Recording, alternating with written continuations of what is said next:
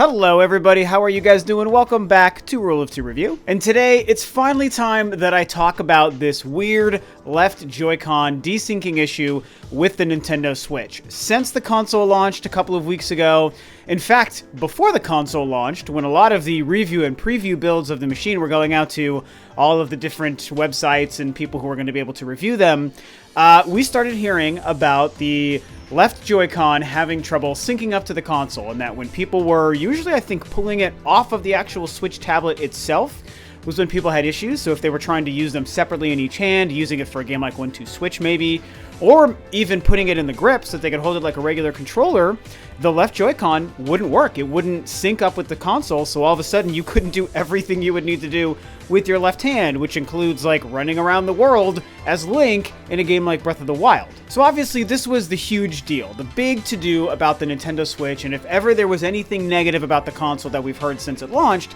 it's been the fact that some people, reviewers and consumers alike, have been having this issue. And there has been talk about screen scratching and the things that I've talked about, like there's no Netflix app, the UI is kind of boring, blah, blah, blah. But none of those compare to the conversation happening around this left Joy-Con issue. And to be fair, I think that that makes sense because whatever level of degree this problem actually was, it's a big problem. And in fact, even Reggie and Nintendo acknowledged it within like, I think a week or so. They publicly said, we know it's kind of a thing, we're looking into it, more on that later. So even that in and of itself told us that there was definitely something kind of going on with this Joy-Con issue, and that will completely inhibit anyone's ability to enjoy a brand new console if half of their controller isn't going to work. Whether it's a Joy-Con for a Nintendo Switch or any other controller for any other console, that's a big problem. We can't not have access to one of our analog sticks. That is the death of your gaming experience.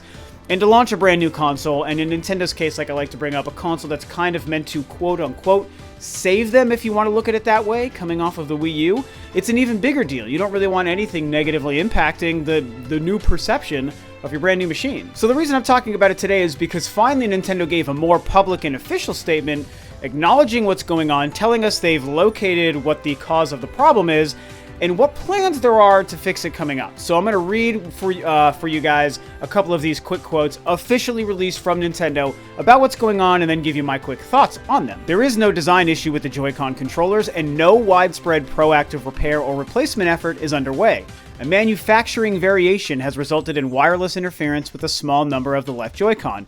Moving forward, this will not be an issue as the manufacturing variation has been addressed and corrected at the factory level. We have determined a simple fix can be made to any affected Joy-Con to improve connectivity. There are other reasons consumers may be experiencing wireless interference. We are asking consumers to contact our customer support team so we can help them determine if a repair is necessary.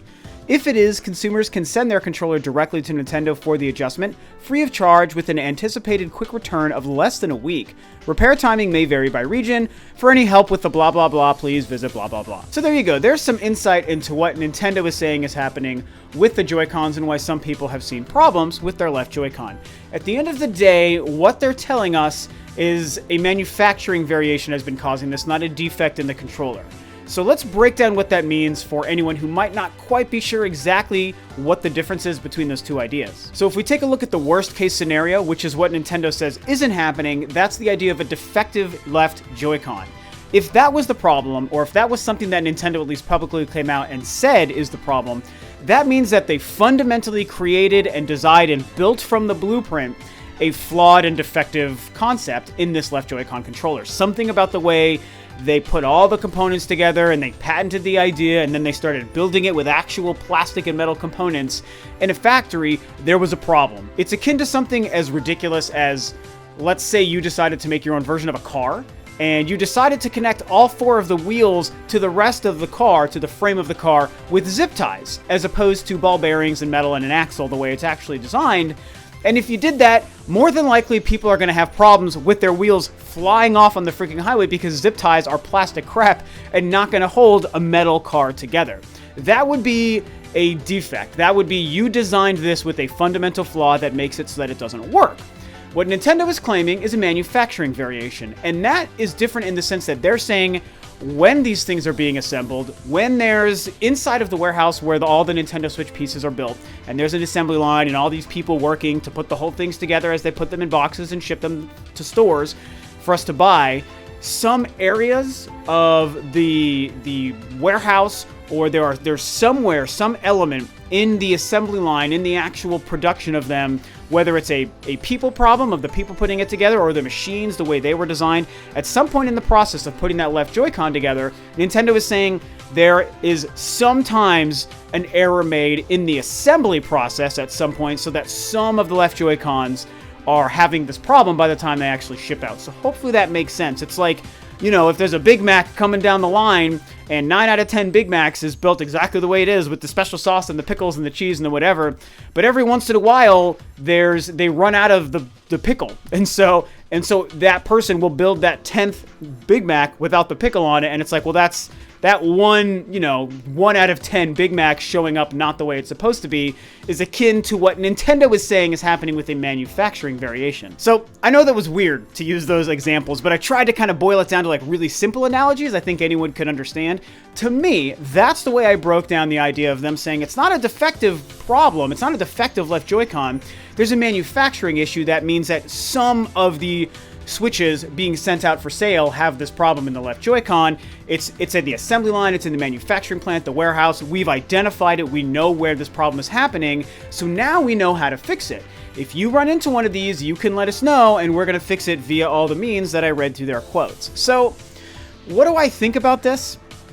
I feel like when I first read this, I was like, I don't know that I entirely believe that. It kind of reeks of like a PR spin to try to make it seem like, well, it's not our mistake. We didn't actually design and create a bad product. There's an outside external issue that's sort of creating this problem. And now that we know what it is, we can fix it and make it so it's not a problem in the future. And I was like, man, it kind of sounds like BS, but if you stop and think about it, it's like, well, what if that's entirely true? And it's not even impossible that this could be true. There's actually a pretty big precedent because stuff like this happens all the time with a lot of different products from a lot of different manufacturers in a lot of different industries, definitely not just the gaming industry. So it's far from an impossibility. So I didn't really want to completely, just dismiss it as like PRBS and maybe Nintendo really did screw the pooch and they're just trying to cover their asses.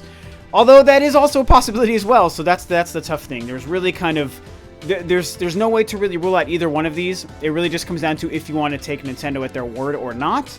And I mean, I'm a positive, optimistic guy, you know that, and I love Nintendo. They are a business, and I think that if the opposite was true, I do think they would probably find some way to spin it into a positive thing if they did actually screw up the left Joy-Con, but I'm kind of tending to just believe that this is probably true. My ultimate feeling is at the end of the day, I sort of feel like it hopefully won't matter for too much longer. What's good about this is they've said, we're willing to fix this free of charge and give you an extremely quick turnaround. The fact that they're trying to promise less than a week turnaround and we're not going to charge you to ship it and have us fix it shows that no matter where the problem is, whether it's Nintendo's screw up for how they designed it or whether it's a manufacturing issue and they can now fix it, they're not really making it be taken out on the gamer or the consumer itself, other than the fact that you do have to go some unspecified amount of time without your left Joy-Con. Whether they can get it back to you in 3 days, or maybe the occasional person it's going to take them a week or 2 weeks, that really sucks. We shouldn't have to go through that, but it is one of these things that happens. And to the point of it being a manufacturing variation problem, which kind of sounds like a manufactured sort of bogus line to kind of cover up whatever the real problem is, the fact that so many people haven't had issues, and I've said it myself, I haven't had any issues.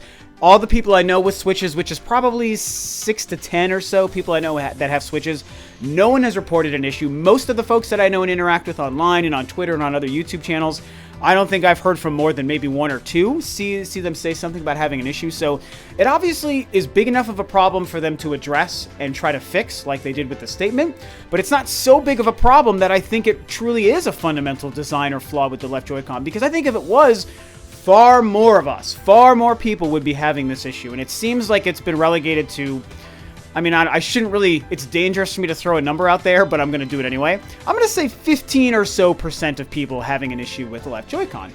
And 15% of 2 million people is like, what, 100,000 or whatever? Like, that's a lot of people. 150,000, is my math right there?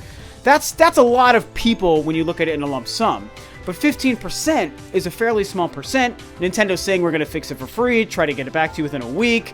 You know, we're day one adopters. Every one of us who has a problem with our left Joy-Cons right now are people who had to buy the Switch right away, knowing that consistently brand new hardware and brand new consoles in the gaming space have launch issues. It's just one of those things. So, you know, assuming that the 15% number is anywhere close to what's actually accurate, and the fact that they're fixing it for free and fairly quickly, so they say, means I just don't think it's going to be a big issue. And you know what? For anyone who's extremely mad at this now, or anyone who's maybe having this problem, I'll tell you what, wait 6 months down the road. If in 6 months this problem is completely nipped in the bud and no one's having these issues, it means A, it probably was a manufacturing variation and not a problem that they created, and B, it's not going to be an issue because no one will care or remember it. I mean, even the Red Ring of Death is only brought up nowadays A, as a joke, or B, as a reference to why sometimes consoles have problems, but it's not like it killed the Xbox 360, and it's not like it killed the Xbox brand. In fact, Microsoft's biggest attempt to kill the Xbox brand with the DRM and all the crap they showed when they announced the Xbox One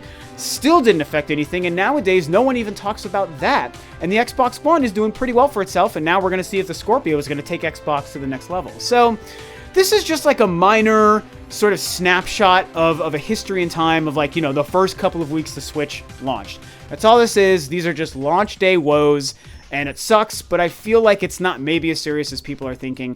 If in fact, I'll end with this, if in fact this is an actual defect that Nintendo created and they're just not really being upfront with it and they're kind of, you know, changing the facts to make it seem like it's not so much their fault. If it truly is their fault, that sucks, and it's surprising to see from Nintendo, who notoriously doesn't have this problem. And I think that it shows that they probably should have taken a little bit more time with what they were creating when it comes to the Nintendo Switch. But that's really just sort of speculation based on not really anything. And if anything, the fact that they have such a good track record with hardware makes me think even more that this wasn't their design flaw. This probably was some sort of weird manufacturing problem with creating them. So only time will tell. If in a month this whole problem is gone from our memories, it's not going to matter, and it means Nintendo did design them well. There was just some dumb human element problem happening in the manufacturing plant. So that's what's up with this weird left Joy-Con issue. Will this be the thing that taints the Switch forever, or is it going to go in a couple of weeks like I think, and no one's ever going to remember it, and it's just going to fade off into obscurity? I guess we will see. What do you guys think about this? Do you think that this is a huge problem? Do you think Nintendo's lying about what happened, or do you think that this is just a weird manufacturing thing, and hopefully Nintendo's going to get it fixed, and it won't be an issue? And if you're having any issues with your Joy-Con, any of your Joy-Cons, definitely share below. I want to hear from how many people and get an idea of how many people, at least that follow Rule of Two Review, are running into the issues with the Joy-Cons. Like I said, I'm not, and no one I know has been. So I think that's it for now, guys. Thanks, of course, as always, for tuning in. This is Rob of Rule of Two Review, and I will catch you guys next time on another video.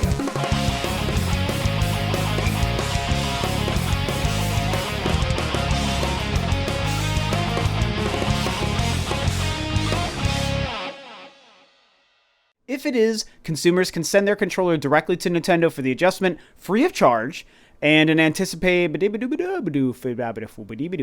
There are other reasons consumers may be experiencing wireless interference. We are asking consumers to contact our customer support team so we can help them determine if a repair is necessary. If it is, consumers can send their controller directly to the fucking shit.